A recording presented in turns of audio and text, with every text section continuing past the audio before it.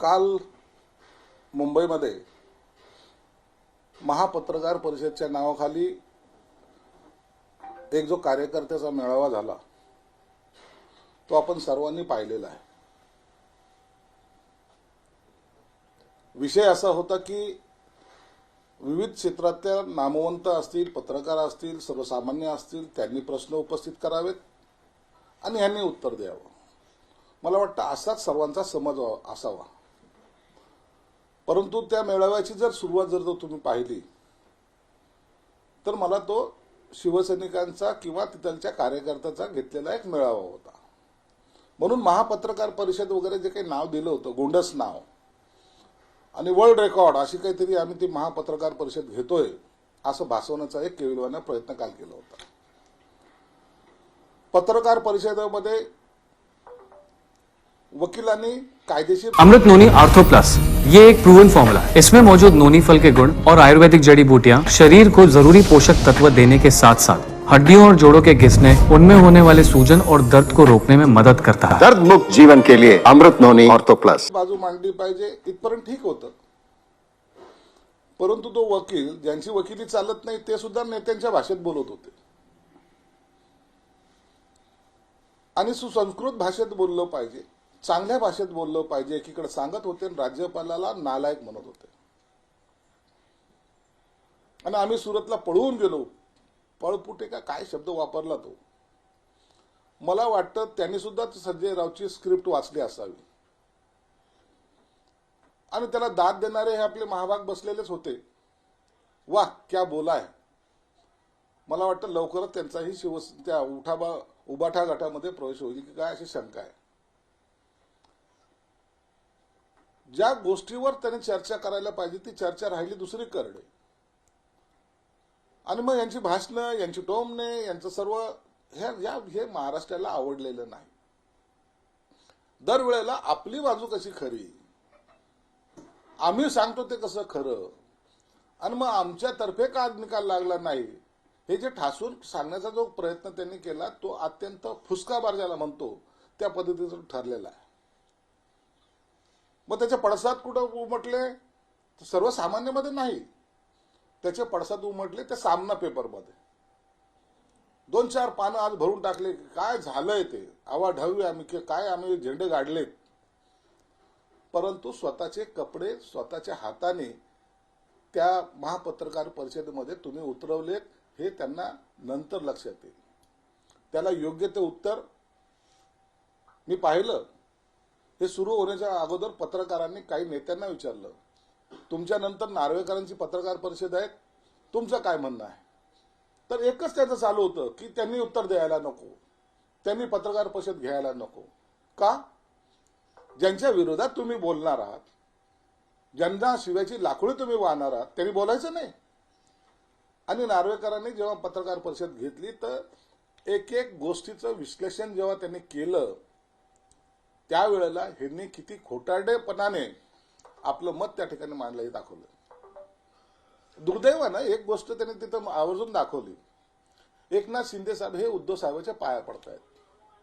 हो पडले, आम्ही पडत होतो 2018ला, परंतु 19 नंतर जी बदललेली परिस्थिती आहे त्यामुळे तर हा उठाव झाला। तुम्ही काँग्रेस आणि राष्ट्रवादी बरोबर ज्या वेळेला गेला त्या टायमाला बाळासाहेबांचा असलेला विचार तुमच्या मनातून पुसल्या गेला, त्यांचं असलेलं त्यांच्याबद्दल असलेली आस्था कायम राहिली, परंतु तुमच्याबद्दलचा घृणा लोकांमध्ये निर्माण झाली आणि म्हणून असे फोटो दाखवून तुम्ही काहीतरी महान संत महात्मे आहात असा दाखवण्याचा भासवण्याचा जो काही प्रयत्न केला आहे तो मला वाटतं हे सुद्धा एक त्याला कमीपणाचा जे काही तुमचे संस्कार आहेत ते तुम्ही त्या ठिकाणी व्यक्त करायचा प्रयत्न केला आणि टाळ्या वाजून बघा हा एकनाथ शिंदे माझा कसा पाया पडत होता। संस्कारी माणसाने पडलेल्या पाया जर तुम्हाला तो लाचारी वाटत असेल तर त्याच्यासारखा मूर्खपणा कोणता नाही। तुमचा असलेला सोशल मीडिया प्रत्येक ठिकाणी मग तो फोटो दाखवणार, शिंदे साहेब कसे झुकले। मोदीचे पाया पडणारे पण तुम्हीच होते, अनेकाचे पाया पडणारे तुम्हीच होते, इवन देवेंद्र फडणवीसला वाकून नमस्कार करणारे सुद्धा तुम्ही होते। हे फोटो जर सोशल मीडियावर आले ना तर कळेल. जाऊ द्या, तो विषय नाही. परंतु तुम्ही काल स्वतःचं अस्तित्व पुन्हा गमावल्याचं सिद्ध केलेलं आहे. आणि माणूस जेव्हा त्याला असं वाटतं, फ्रस्ट्रेशन ज्याला म्हणतात, जेव्हा येतं त्या टायमाला असे रिकामे उद्योग करतोय. म्हणून कालचा मेळावा हा महापत्रकार परिषद नव्हता, तो तुम्ही शिवसैनिकाला बळजबरी आणून बसवलेला कार्यक्रम होता. आणि त्या कार्यक्रमाला त्याच पद्धतीने पाहिलं तर पूर्ण स्टेडियम खाली, अनेक भाग खाली होते. हे तुमच्या सगळ्या चॅनलने दाखवलेलं आहे. म्हणून त्याला योग्य तो प्रतिसाद सुद्धा लोकांनी दिला नाही.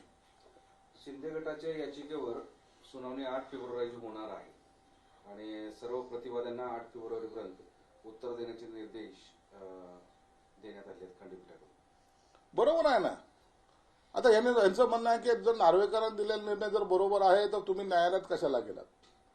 आम्ही न्यायालयात यासाठी गेलेलो आहोत की आम्ही तर बरोबर आहोतच आहोत, परंतु हे 14 जण जे होते, या 14 जणांना अपात्र करणं हे क्रमप्राप्त आहे. म्हणून आम्ही न्यायालयीन लढाई लढतोय. आम्ही नार्वेकरांवर टीका करत नाही, तर न्यायालयांमध्ये जाऊन दाद मागतोय. आणि म्हणून त्या सर्वांना नोटीस निघल्यात. मला वाटतं लवकरच त्याचा निर्णय सुद्धा अपेक्षित आहे.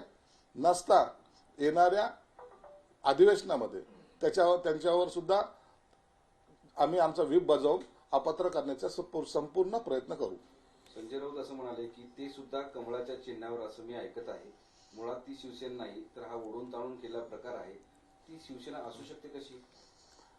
संजय राऊतला आजकाल कुठेही कान लावायची सवय झालेली आहे, वाकून पाहायची सवय झालेली आहे. म्हणून त्यांच्या अशा बातम्यावर आम्ही विश्वास ठेवत नाही आणि अशा लोकही, जनताही अशा बातम्याला बोलत नाही. ते पुढे असं म्हणाले की आताची शिवसेना ही पाकिटमारी आहे. दुसऱ्यांचं पाकिट मारायचं आणि आपल्या खिशात ठेवायचं, तशी शिवसेना फार काळ टिकणार नाही. शिंदेचे 10 लाख रुपये घेतलेले जे ईडीच्या रेडमध्ये तुमच्याकडे सापडलेले, ती केलेली पाकिटमारी विसरले वाटतं. ते शिंदे साहेबांकडे आणून जमा करा. आणि इतक्या मोठा दरोडेखोराला पक्षामध्ये आजही स्थान आहे, हे दुर्दैव त्या उठाबा गटाचं आहे, उबाठा गटाचं आहे. पुढे ते असं म्हणाले की शिंदे गटाच्या जागा हे मुंबईतले भांडवलदार ठरवतील की कोण कशा लढवायच्या. मुंबईतले भांडवलदार आणि गुजरातचे उद्योगपती ठरवणार की मुंबईत लोकसभा शिंदे गटाकडून कुणी लढवून द्यायची. हे उदाहरण तुम्ही यांच्यासारख्यांच्या तोंडी शोभत नाही. एखादा चांगला नेता किंवा कार्यकर्ता आल्यानंतर यांच्या पोटात उठलेला पोटचूळ आहे. त्यांनी हे सांगावं. राजकुमार धूत सारख्या व्हिडिओकॉनच्या कंपनीच्या मालकाला 18 वर्षाची खासदारकी कशाच्या आधारावर दिली होती आणि त्याच्या अकाउंटमधून तुमच्या अकाउंटमध्ये लिगल जे पैसे आलेत ते आपण ऍक्सेप्ट करताना आपल्याला लाज नव्हती वाटली? लिगल पैसे पाठवलेले त्यांनी बँकेच्या मार्फत, तेव्हा त्यांना खासदारकी दिली होती. विकणाऱ्यांनी इतरांवर भाष्य करू नये. पुढं काय एक मुद्दा आहे की अमित शहा असं म्हणाले की राम आमचा आहे असं म्हणाले होते. त्या वक्तव्यावर संजय राऊत म्हणतायत की राम यांनी पार्टीमध्ये प्रवेश केला का? रामाला फैजाबाद मधून निवडणूक लढवायला सांगाल का, असा प्रश्न केला. रामाबद्दल दिवसेंदिवस उबाठा गटाकडून जे बेताल वक्तव्य केले जात आहेत, हिंदुत्वाचा झेंडा घेऊन मिरवणारे हे लोक आज रामाची जी टिंगल टवाळकी करतायत, त्यामुळं यांना आता फक्त बाकीच्या मंदिरामध्ये किंवा मशिदीमध्ये जाऊन नमाज पढण्याची वेळ येणार आहे. म्हणून यांनी आता जनता यांना यांची जागा दाखवेल. तुम्हाला अधिकार कोणी दिला रामाबद्दल बोलण्याचा? तुम्ही काय याची बेताल वक्तव्य करतायत? एवढं अपमान इतर धर्मियांनी सुद्धा केला नाही जे उबाठा गटाचे लोक करतायत. आणि लोकांच्या मनात याबद्दल राग सुद्धा निर्माण झालेला आहे. म्हणून तुम्हाला तुमची निश्चित जागा दाखवेल. राम कुठून लढेल, पण रामाचे भक्त सर्वीकडे लढून तुमचा पराभव केल्याशिवाय राहणार नाहीत. ते म्हणले तर संजय राऊत, तुम्ही बिनभोकाचा गॉगल लावून बसले होते का वाचायला, म्हणून त्यांना वाचता आलं नसेल. आम्हाला दुसऱ्याचे भोकं पाण्याची सवय नाहीये. आम्ही कधी या भाषेमध्ये कधी कुणाला बोलत नाही. आता तुम्हाला आजूबाजूच्या भोकं पाण्याची जी सवय लागलेली, त्या भोकामुळेच भोकाचं भगदाड झालेलं आहे. आणि ते आता तुम्ही सांभाळा. नसता त्याच्यामध्ये तुम्ही कधी घुसाल हे तुम्हाला कळणार नाही. सर, मुंबईतल्या 4 लोकसभा मतदारसंघावर भाजपचा डोळा आहे. 4 जागा लढवणार तर शिंदे गटाला केवळ 2च जागा मिळणार. मग प्रश्न असा आहे की दक्षिण मुंबईचा उमेदवार कोण? याचा उत्तर तुम्ही 22 तारखेनंतर होणाऱ्या महायुतीची जी काही बैठक होईल त्याच्यानंतर हे सगळं चित्र स्पष्ट होईल. आजपासून प्रत्येक गोष्टीवर वाद घालायला कुणाकडेही वेळ नाही. आणि युतीची ही जी काही मजबूतीने चाललेली बैठक आहे त्या बैठकीमध्ये हे सगळे निर्णय पार पडतील. आमची इंडिया होणार नाही एवढं मात्र निश्चित. उद्धव ठाकरे यांनी जे तुम्हाला आव्हान दिलंय, तुमच्यात हिंमत असेल तर एकनाथ शिंदे, नार्वेकर, अमित शहा, फडणवीस यांनी त्यांचं ते आव्हान स्वीकारावं.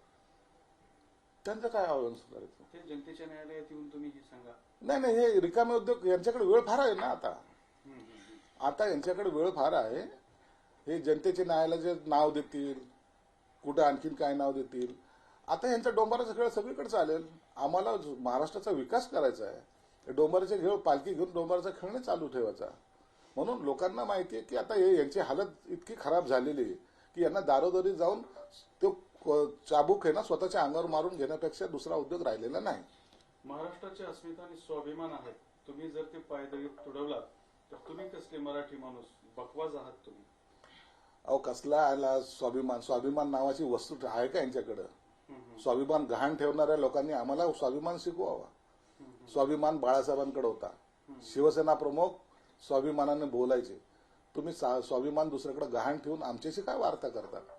विकले गेलेले तुम्ही लोक आम्हाला स्वाभिमान शिकवू नये. ते दुसरं म्हणतात की कमळाच्या चिन्हावरती तुम्ही शिंदे गटाची लोक जागा लढवणार आहात, तर ते म्हणतात की मुळात ती शिवसेना नाही आहे, हा ओढून तळून केलेला प्रकार आहे. ही शिवसेना कशी असू शकते? याचं उत्तर जनता देईल. तुम्ही त्याची काळजी करू नका. कोण कुणाच्या चिन्हावर लढणार आहे, कोण काय करणार आहे याची काळजी करण्यापेक्षा तुमचा पक्ष काँग्रेसमध्ये विलीन होऊ नये एवढीच ईश्वर चरणी प्रार्थना आहे. संजय राऊत नंतर दुसरं एक मिनिट. उद्धव ठाकरेंचे जे काही मुद्दे आहेत त्यातला एक मुद्दा आहे की जर माझं पद अवैध होतं, म्हणजे घटना दुरुस्ती, ती घटना हे मुद्दे ना अवैध होतं, तर मग अमित शहा युतीसाठी मातोश्रीवर का आले होते, तेव्हा पाठिंबा कसा चालला? अमित शहा मातोश्रीला का आले होते, ते काय बोलले होते, ती बोलायची हिंमत तुमच्यात नव्हती आणि तो तुम्ही दाखवली सुद्धा नाही. म्हणून आता गाडलेले मुर्दे उकडण्याचा प्रयत्न तुम्ही करू नका.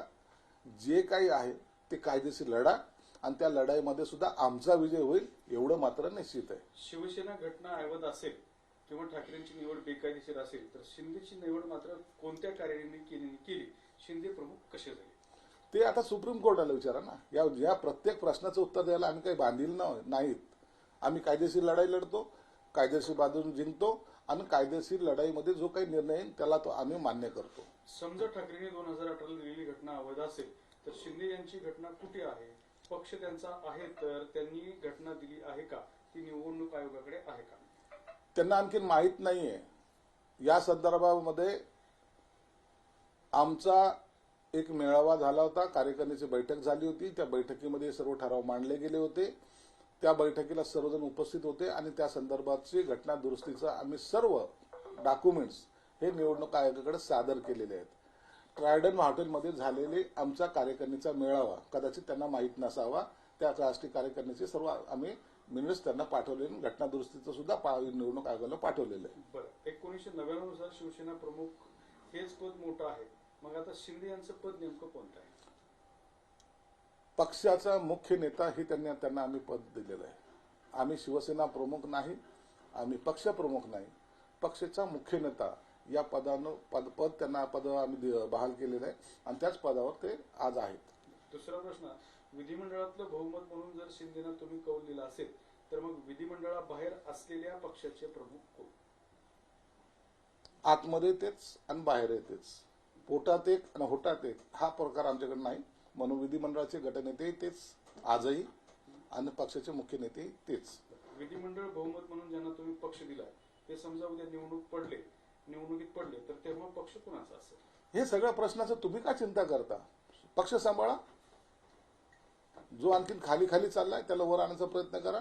या बाकी सगळ्या प्रश्नाचे उत्तर जनता देईल. आणखी काही प्रश्न आहेत की लोकसभेसाठी भाजपचा एक मास्टर प्लॅन आहे. भाजपचे आमदार खासदार होणार आहेत म्हणे.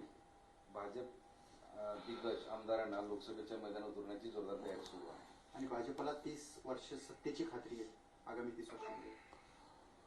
भाजपचा प्रत्येक निवडणुकीमध्ये एक आपला वेगळा प्लॅन असतो. तुम्ही जर अनेक राज्याच्या जर निवडणुका पाहिल्या तर त्या राज्यामध्ये अनेकदा आपल्याला असलेले उमेदवार हे बदललेले दिसतील. म्हणून त्यांनी हे काय आज नवीन गणित करतायत अशातला काही भाग नाहीये. त्यांच्या पक्षाची असलेली स्ट्रॅटेजी, त्यांच्या पक्षाचा असलेला निर्णय हा पक्ष कार्यकर्त्याला बंधनकारक असतो. म्हणून त्यांच्या पक्षाच्या अंतर्गत काय ज्या घडामोडी होत आहेत त्यावर इतरांनी भाष्य करायचा इतरांना आणि मलाही अधिकार नाहीये. म्हणून त्यांनी त्यांची केलेली व्यूहरचना ही त्या व्यूहरचनेमुळं आज भाजप 2 खासदारापासून जी सुरुवात झालेली भाजप होती ती आज केंद्रामध्ये सत्तेमध्ये आहे, अनेक राज्यात आहे आणि त्यांच्या प्लॅनला जनतेने सुद्धा स्वीकार केलेला आहे. पंतप्रधान नरेंद्र मोदीचा परवा दिवशी सोलापुरातला दौरा आहे आणि त्यानिमित्तानं तिथलं राजकीय वातावरण तापलेलं आहे. मोदींच्या दौऱ्यापूर्वी चंद्रकांत दादा पाटील हे सुशील कुमार शिंदेच्या भेटीला गेले. मला आणि माझ्या मुलीला भाजपची ऑफर होती असाही गौप्यस्फोट शिंदेंनी केलेला आहे.